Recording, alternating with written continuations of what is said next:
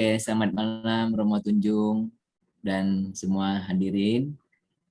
Kita akan mendengarkan sedikit mengenai hidup dan karya dari Santo baru kita ya, Santo Charles de Foucault. Nanti Romo Tunjung akan memberikan mengenai spiritualitasnya ya, yang kita rasakan bahwa Santo ini sangat sesuai, ajarannya itu sesuai dengan hidup kita di Indonesia ini ya. Nah, mari kita lihat kehidupannya sekilas. Jadi Charles ini dia lahir di Prancis ya, di kota Strasbourg. Strasbourg ini di perbatasan antara Prancis dengan Jerman ya. Dan itu abad ke-19 ya, 1858. Nah, ayahnya adalah seorang pengawas kehutanan. Jadi dia ini berasal dari keluarga yang cukup berada ya. Baik ayahnya, ibunya, mereka ini kakeknya juga adalah suatu ilmuwan ya, geografi sebenarnya, ilmuwan geografi. Dan bisa dengar saya nggak ya? Jelas? Jelas Pak Beni. Jelas ya. Ya, jadi sekali lagi dia berasal dari keluarga yang ada dan keluarga Katolik ya, keluarga Katolik yang cukup taat. Nah, tapi pada waktu dia masih kecil ya, tahun 1864, berarti dia baru 6 tahun ya, ibunya duluan meninggal ya, ibunya meninggal duluan, kemudian beberapa bulan kemudian disusul dengan ayahnya meninggal ya. Jadi dia dengan kakaknya menjadi yatim piatu ya. Sebenarnya dia itu anak kedua. Anak pertamanya yaitu anak pertama dia punya abang, itu namanya Charles juga tapi meninggal pada waktu bayi ya. Jadi dia dikasih nama Charles lagi. Jadi dia adalah anak kedua sebenarnya. Nah, kemudian setelah ayah ibunya meninggal, mereka tinggal dengan kakek neneknya ya, diasuh oleh kakek neneknya. Nah, kemudian pada masa remaja dia masuk ke sekolah menengah dan di situ dia mulai agak meninggalkan iman ya. Setelah dia remaja itu dia mulai agak, karena dia tidak ada lagi yang mengajari dia tentang iman, terutama setelah kakeknya juga meninggal ya. Kemudian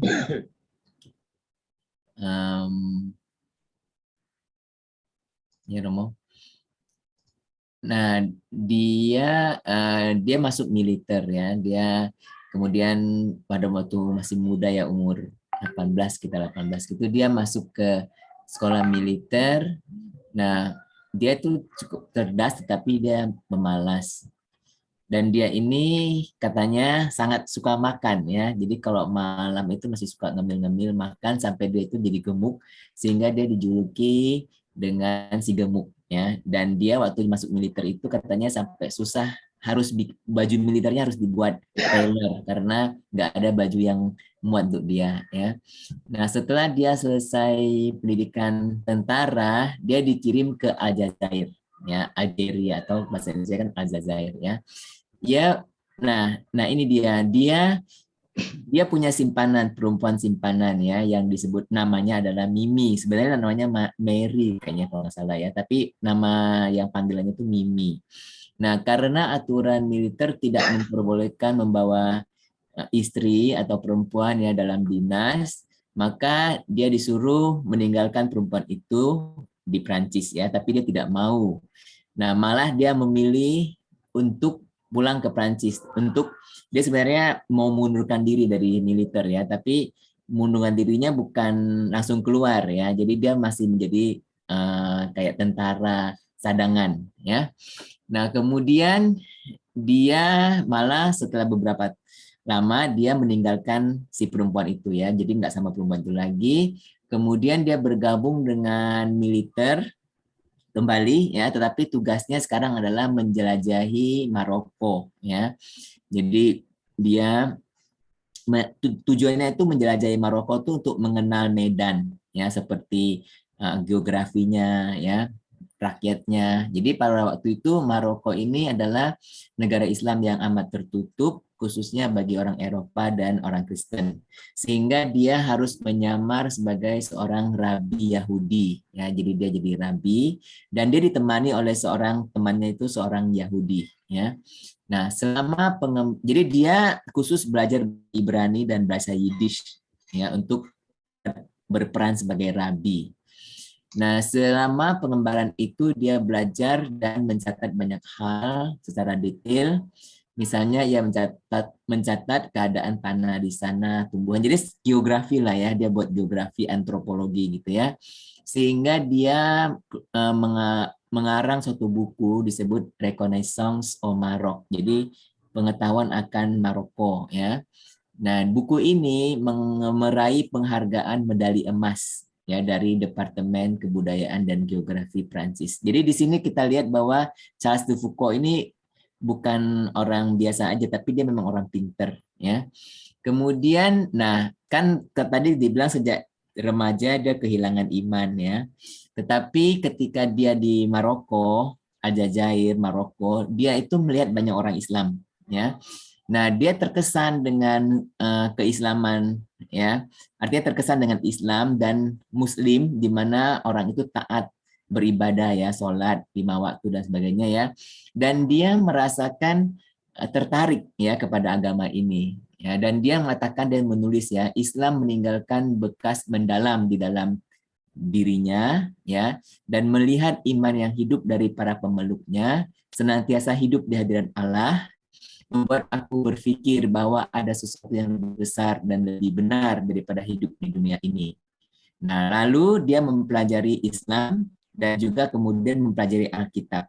Ya, jadi dia sebenarnya katanya dia hampir menjadi mualaf ya, tetapi dia kembali ke Prancis ya. Pada waktu dia kembali ke Prancis, nah dia ada suatu sepupu dia ya, sepupu dia itu namanya Mary ya, Mary. Nah, sepupu itu memperkenalkan dia kepada seorang Romo ya, Romo di paroki Santo Agustinus di Paris ya. Nah, ketika dia kembali ke Prancis, dia sering berdoa, masuk ke gereja berdoa ya, Tuhan jika Engkau memang ada, buatlah aku dapat mengenalmu ya. Nah, kemudian setelah dia berkenalan dengan ini dari paroki ini ya, suatu hari dia mau berkonsultasi dengan Romo ini ya. Nah, tiba-tiba Romo ini suruh dia ngaku dosa.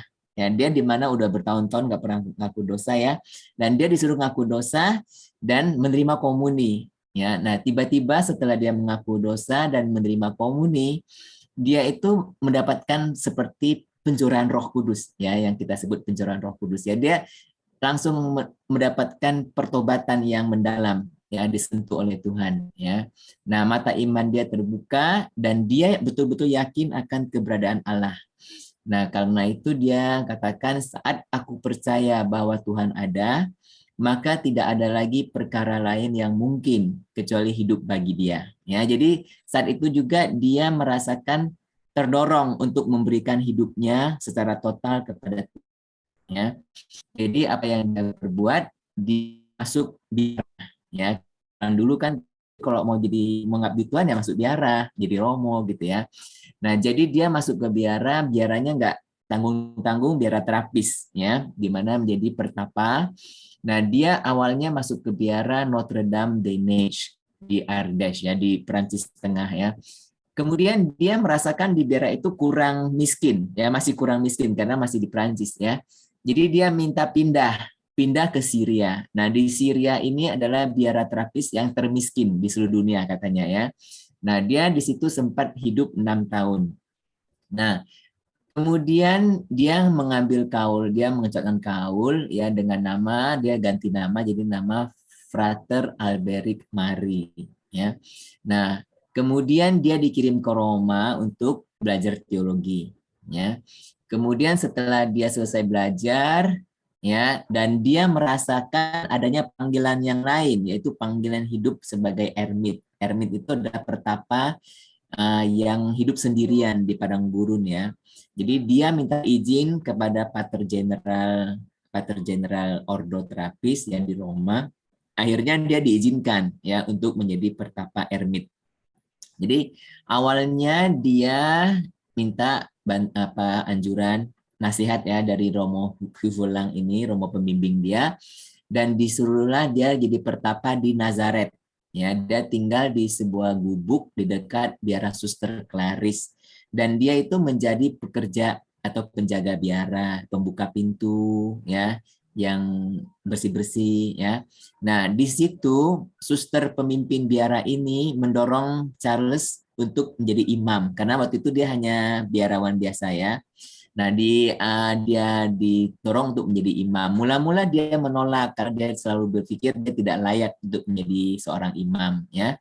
Namun akhirnya dia kembali ke Prancis dan pada tahun 1900 dia kembali pada 1900 ya untuk persiapkan tabisan, dan tahun setelahnya dia ditabiskan jadi seorang imam. Jadi dia ditabiskan di sebuah kuskupan namanya Kuskupan Viviers, ya, Viviers. Nah, setelah ditabiskan jadi imam, dia minta izin untuk kembali menjadi ermit, ya. Akhirnya dia diizinkan untuk menjadi ermit di Beni Abbes. Beni Abbes ini dekat perbatasan Aljazair dan Maroko, ya. Nah, dia mengambil nama biara, ya, nama pertapaan dia itu Charles de Jesus. Charles de Jesus, ya. Nah, kemudian setelah di Bani Abbes, dia pindah, ya. Nah, dia akan pindah di dia ya Oktober 1901 dia di Bani Abbes, ya. Dia memilih tempat itu karena belum pernah ada imam yang tinggal di situ, ya, untuk melayani dan memelihara jiwa-jiwa orang tentara Prancis, karena sana ada tentara Prancis juga, ya. Dan selain itu Bani Abbes merupakan pintu utama masuk ke Maroko. Jadi di pikiran dia itu nantinya mau tinggal di Maroko karena Maroko itu betul-betul masih terisolir, ya. Dia mau hidup di tengah orang-orang Islam yang nggak pernah mendengar tentang Yesus, gitu. Nah, jadi dia akhirnya ada kesempatan, ya, dia pergi ke suatu perjalanan ke Maroko. Nah, setelah melalui banyak tempat seperti Insala, Hogar, ya, akhirnya dia sampai ke tempat namanya Taman Raset, ya. Dan di situ dia mendirikan sebuah gubuk, ya, atau pertapaan, tapi sebenarnya adalah suatu gubuk, dan disitulah ia tinggal hingga akhir hayatnya, ya. Nah, kemudian di situ di Taman Raset itu, ya, dia memulai apa yang dia buat, ya. Dia bukan seperti penginjil yang mewartakan Yesus dari rumah ke rumah, ya, tetapi dia itu yakin bahwa panggilan dia itu adalah mewartakan Yesus melalui cara hidupnya, ya. Jadi dia memulai pekerjaan ilmiah, mendalami bahasa Tuareg, mengumpulkan lagu-lagu dan puisi-puisi, dan bahkan dia menyusun kamus, ya, kamus Tuareg Prancis, ya. Jadi dia ini memang seorang yang sangat pandai sebenarnya, ya. Ya.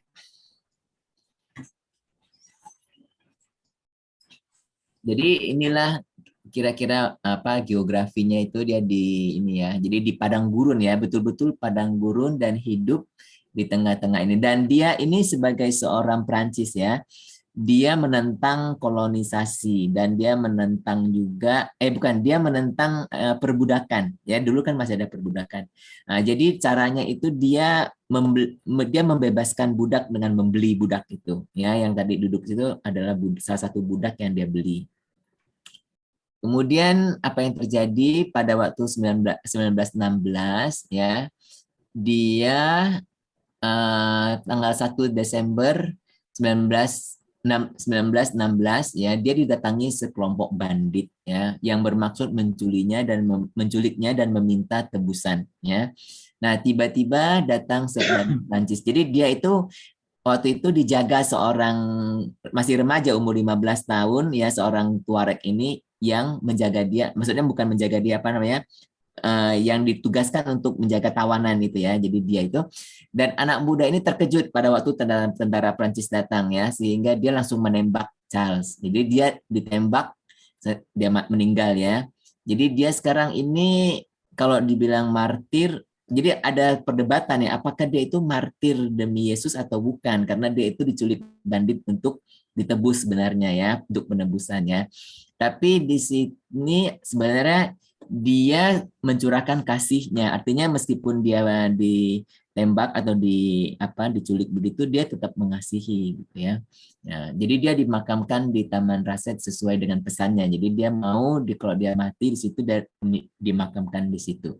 Nah, mungkin yang satu slide yang saya lupakan ya, yaitu pada waktu dia di Taman Raset itu dia pernah sakit keras. Ya, sebelum dia meninggal itu dia pernah sakit keras. Nah, ketika sakit keras itu dia diberikan susu kambing ya oleh para orang-orang Tuareg ya, di mana susu kambing ini adalah barang mahal dan biasanya hanya untuk anak-anak kecil, bayi-bayi ya. Nah, tapi orang Tuareg ini memberikan kepada dia ya sehingga dia bisa sembuh ya, bisa kuat kembali dan sembuh. Nah, di sana dia belajar sesuatu, yaitu belajar bahwa dia itu bukan hanya memberikan tetapi dia juga menerima ya, di mana orang lain dapat menyelamatkan dia juga ya. Kemiskinan itu bukan hanya kita itu memberi tapi kita juga menerima dari orang lain. Nah, kemudian dia dinyatakan sebagai beatifikasi pada tahun 2005 ya. Kemudian baru minggu lalu ya dia dikanonisasi atau dinyatakan kudus bersama 9 orang kudus lain ya. Jadi ini adalah orang kudus yang baru. Mungkin selain ini Romo Tunjung ya yang teruskan ya. Ya, Bapak Ibu dan saudara-saudara yang terkasih, ya, tadi kita sudah mendengar bagaimana sejarah hidup dari satu Charles de Foucauld ya.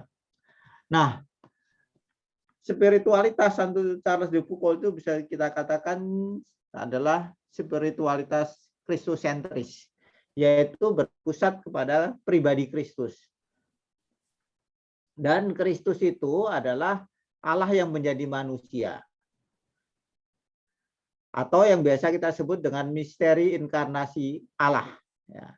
Maka bagi Santo Charles de Foucauld, ya, Allah yang menjadi manusia itu sangat penting bagi dirinya. Dan Allah menjadi manusia itu kan terjadi selama 33 tahun ya kan. Seperti itu.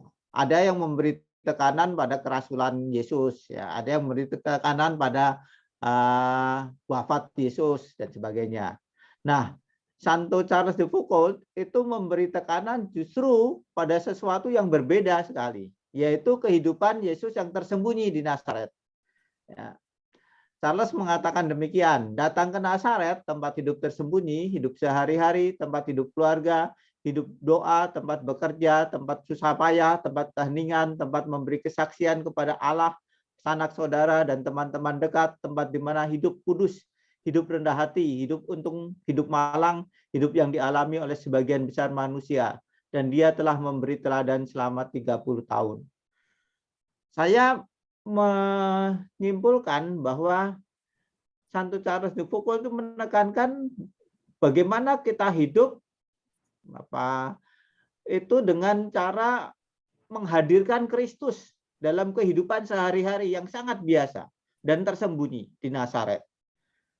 Dan inilah menurut saya spiritualitas dari Nazaret itu, yaitu hadir tersembunyi dalam kehidupan yang sangat biasa, yang sangat normal ya, tetapi disitulah Allah itu hadir.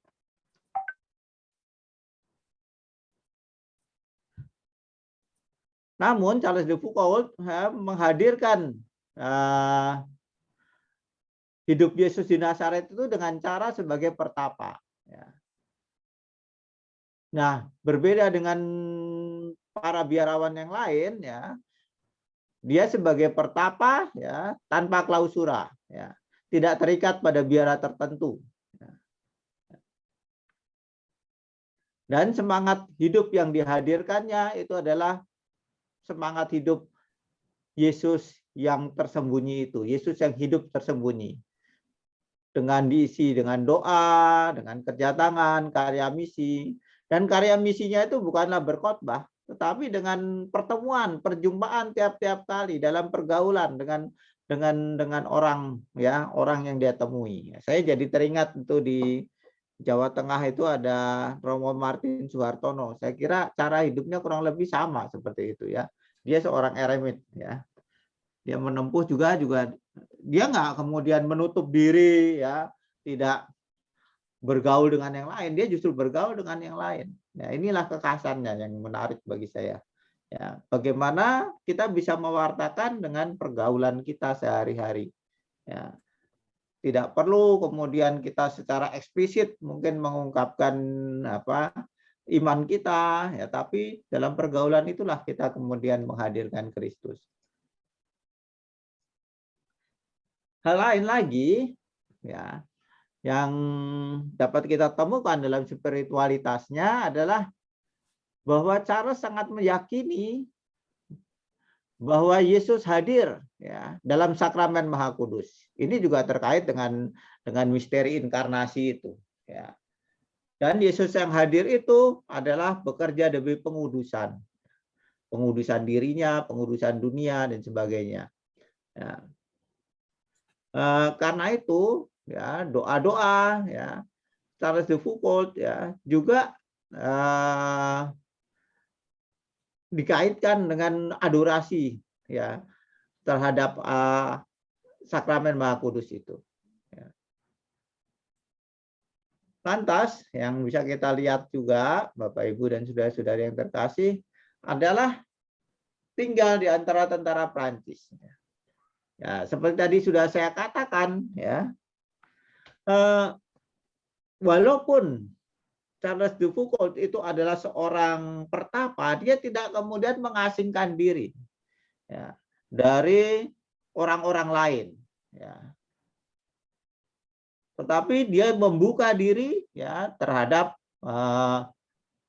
sesamanya, ya. Antara lain adalah tentara Prancis, ya, yang ditugaskan di tempat-tempat terpencil dan jauh dari jangkauan imam. Charles de Foucauld melihat bahwa ini adalah peluang untuk merawat jiwa-jiwa, ya, yang mungkin, ya, sudah begitu lama nggak punya perhatian terhadap imannya. Ya, disitulah Santo Charles de Foucauld melayani mereka. Tetapi tidak hanya tentara Prancis, ya. Dia juga bergaul dengan semuanya, ya. Bahkan dengan orang-orang yang sangat sederhana, ya. Ya, dengan budak-budak juga, ya. Dengan suku Tuareg, ya, tanpa mempedulikan, ya, apa itu status sosialnya, kemudian agamanya, ya. Seperti itu. Nah, disinilah kemudian kita bisa mengerti kalau dikatakan bahwa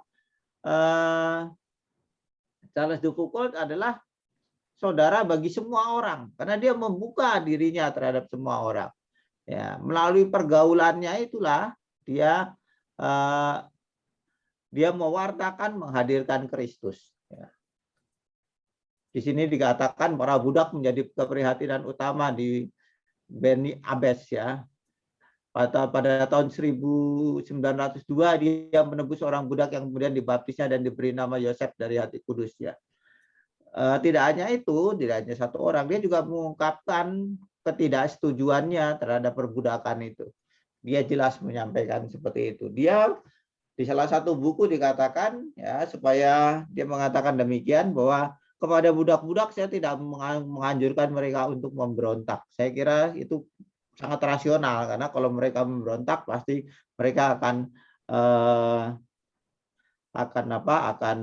dengan mudah ditindas.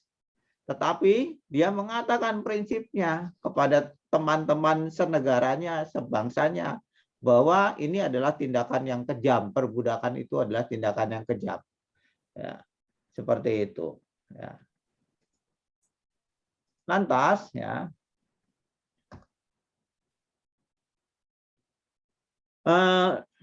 dia melakukan semuanya ini demi pemeliharaan jiwa-jiwa. Ya. Dan dia sungguh-sungguh menyadari, ya, dari pengalamannya bagaimana jiwa-jiwa yang mencari itu, ya, jiwa-jiwa yang merindukan Tuhan itu. Ya. Karena itu dia tidak hanya sekedar berteori, tapi dia sendiri mengalami bahwa dalam sebagian hidupnya adalah jiwa yang mencari, yang merindukan sesuatu yang sangat mendalam. Ya. Maka ya, dia pun memberi perhatian untuk keselamatan jiwa-jiwa, bukan dengan khotbah, tapi dengan bergaul dengan mereka, ya, mengenal bahasa mereka. Ini menarik sekali, Bapak, Ibu, dan saudara-saudari yang terkasih. Ya, banyak dari kita itu dalam mewartakan itu tidak sabar, ya. Kita ingin langsung bicara tentang Yesus, ya. Tapi kita lupa bahwa yang paling penting adalah bagaimana memahami mereka, memahami cara berpikir mereka, memahami bahasa mereka, memahami kebudayaan mereka, seperti itu. Disitulah kemudian terjalin relasi dan disitulah menjadi ladang untuk pewartaan. Ya, bekerja cepat-cepat untuk kemudian memperkenalkan Yesus bagi orang-orang yang tidak siap itu akan kontraproduktif, akan menyebabkan justru perlawanan, penentangan dan sebagainya. Tetapi kalau kita kemudian membantu mereka untuk menghargai mereka dengan budaya mereka, dengan cara berpikir mereka, disitulah kita memungkinkan untuk akhirnya bergaul, kita dipercaya, dan pewartaan itu sangat bisa terjadi. Sejak masih hidup, ya, sebagai terapis, Charles sudah mempunyai keinginan untuk membentuk suatu kelompok biarawan yang hidup dan bekerja di tengah masyarakat. Ini bagi saya menarik sekali, ya, berada di tengah masyarakat, di dalam kelompok kecil, ya, mengenal masyarakat, ya, bergaul dengan mereka, ya, bukan di satu tempat yang terpisah, yang lepas, ya. Saya kira cara berpikir dari Santo ini sangat relevan di dalam situasi saat ini, di mana yang dibutuhkan adalah suatu pewartaan yang nyata, kehadiran, bukan kehadiran sebagai kelompok yang berkuasa, yang kemudian dengan kemampuannya yang luar biasa menunjukkan bagaimana Yesus, tetapi justru hadir di tengah-tengah mereka sebagai pribadi-pribadi yang mengalami sendiri kesulitan, masalah orang-orang yang kita wartakan itu.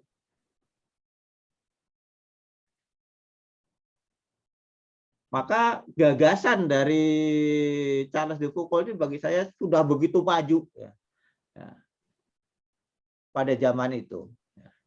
Kemudian, ya tapi sayangnya, ya, sampai meninggalnya keinginan ini belum kesampaian, ya.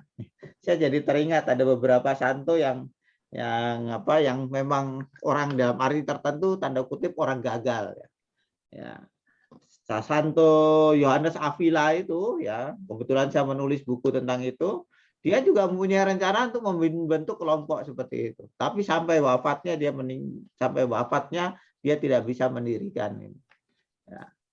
Tapi menjadi santo. Ya. Dan ini Charles de Foucault juga hal yang sama, ya. Walaupun tidak berhasil mendirikan, ya, belum kesampaian, ya. Ya, dia juga orang kudus yang sangat maju dalam pemikirannya. Selanjutnya, ya, kemudian tahun 1933 Romo Renu, ini kalau salah ya, mungkin bacanya apa nih? Vualem, ya. Membentuk kongregasi Little Brothers of Jesus, ya. Seperti itu, ya.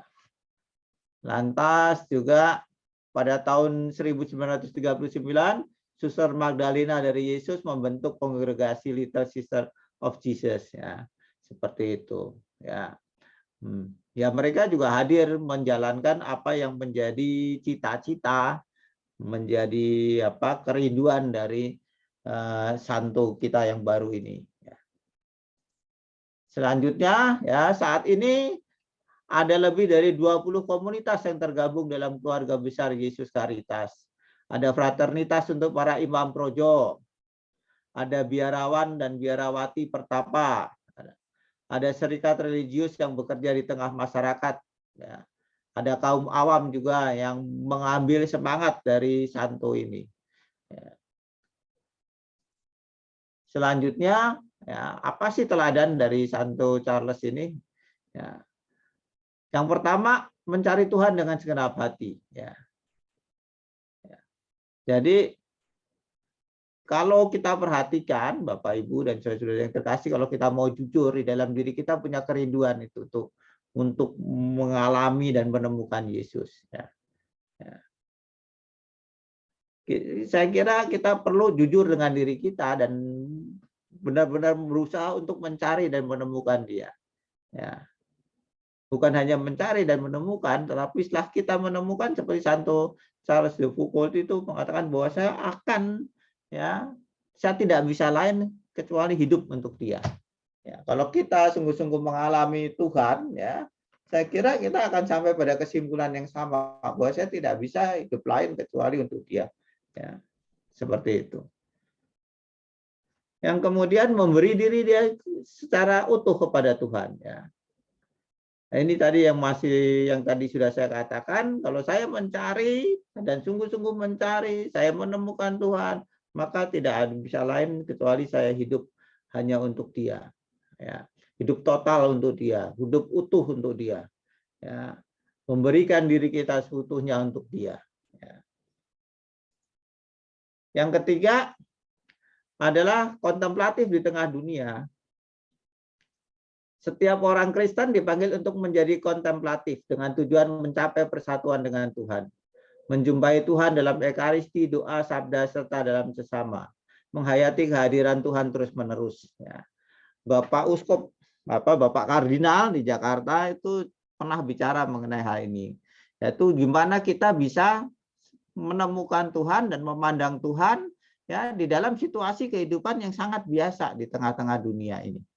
Di tengah-tengah kesibukan kita mampu kemudian mengalami Tuhan, dapat kita juga merasakan kehadirannya, ya seperti itu. Kita tidak harus lari ke tempat yang sunyi dan sepi, ya, tetapi bagaimana hati kita itu, ya kita siapkan sedemikian rupa, ya, di mana dalam diri kita ada keheningan sehingga kita bisa menemukan Tuhan, ya. Di dalam kehidupan kita sehari-hari di tengah dunia ini. Ini tantangan yang nggak mudah ya, karena kita tentu saja kalau jujur di dalam dunia ini kerap kali kita mengalami distraksi, kita mungkin sibuk sana, sibuk sini, sehingga tidak ada momen di mana kita itu sungguh-sungguh merasakan dan mengalami Tuhan yang hadir di tengah-tengah kita. Ya.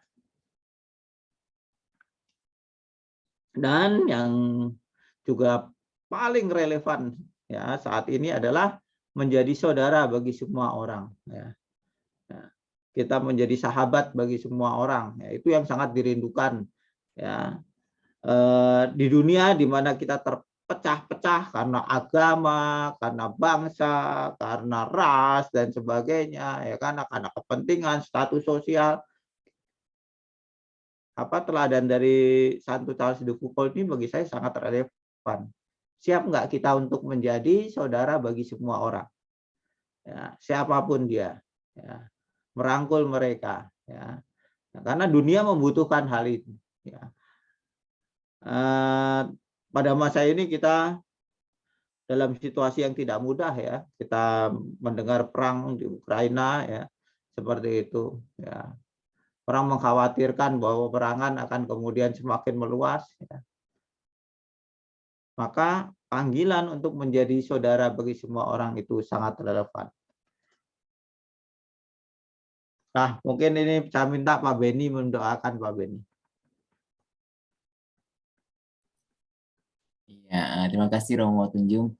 Ini saya katanya ini Bu Regina sangat terkesan pada doa ini 40 tahun yang lalu. Mungkin Bu Regina mau mendoakan ini.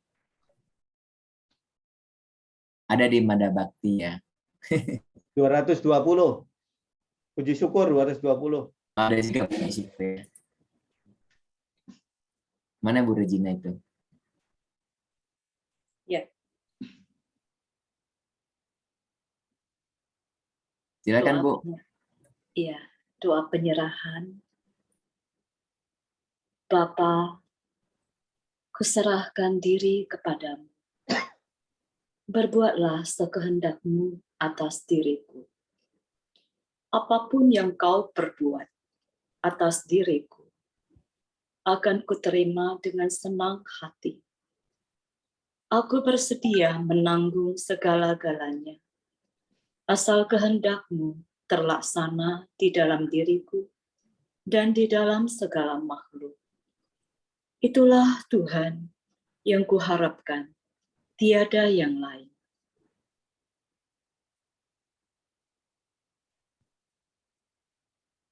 Next, Romo. Kupertaruhkan jiwaku demi nama-Mu. Kuserahkan hidupku kepadamu dengan segenap hati dan penuh cinta, sebab aku mencintaimu. Sebagai tanda bukti cintaku, kuserahkan diriku dan kupersembahkan hidupku tanpa syarat ke dalam tangan-Mu. Aku percaya kepadamu dengan kepercayaan yang tiada batasnya, sebab Engkau adalah Bapa-Ku. Amin. Luar biasa ya. Nah ini sebenarnya ada lagu ya. Yang tadi kan doanya yang utuh, doa yang lengkap ya. Nah ini ada lagu dari komunitas Emmanuel ya, di mana lagu ini mengintisarikan doa Charles de Foucault ya, dengan ditambah doa Santa Teresa Lisieux ya. Yang bait pertamanya Charles de Foucault, dan bait keduanya Santa Teresa Lisieux. Mau belajar nggak lagu ini? Boleh. Nanti boleh dilihat di YouTube ini ya nanti ya. Nanti Bu Regina bisa copy dan kasih di link ya. Oke, coba saya nyanyikan lagu ini ya. Ya Aba, ya Bapakku, berserah padamu. Terjadilah kehendak-Mu. Ku mau bersyukur atas karya-Mu. Ku kan terima segalanya, sebab Engkau Bapa-Ku. Ku berserah padamu, sebab Engkau Bapa-Ku. Ku serahkan hidupku. Ya Aba, ya Bapa, ke dalam tangan-Mu. Ku serahkan jiwa ragaku, juga hatiku yang penuh dosa. Aku milik-Mu selamanya, sebab Engkau Bapa-Ku. Ku berserah padamu, sebab Engkau Bapa-Ku. Ku serahkan hidupku. Nah, nanti bisa belajar ya. Ini ada dari berbagai bahasa juga ya. Ada Inggris, ada Mandarin. Yang bisa Mandarin. Oke, mungkin sekarang ada pertanyaan-pertanyaan untuk Romo Tunjung.